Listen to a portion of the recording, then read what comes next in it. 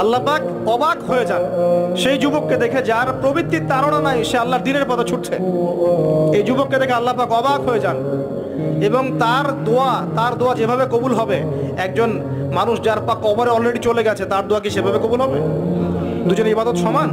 এই বয়সে আপনি অনেক কিছু করতে পারেন। আপনি চাইলে এখন বড় সন্ত্রাসী হতে পারবেন, বড় জেনাকারী হতে পারবেন, আপনি চাইলে টিকটক সেলিব্রিটি হতে পারবেন, আপনি চাইলে এখন আরো খারাপ লাইনে যে মাদক সেবন করতে পারবেন, 30-40টা গার্লফ্রেন্ড চেঞ্জ করতে পারবেন, আপনাকে কেউ বাধা দিবে না। আপনি চাইলে 1-2 হাজার টাকা দিয়ে জেনা করতে পারবেন, উন্মুক্ত সব আপনার জন্য। ইভেন এখন আপনি চাইলে মদও খেতে পারবেন, লাইসেন্স দেওয়া আছে, আপনি করতে পারবেন। এই সময়টা আল্লাহ পাক দেখতে চান আপনি কি করেন।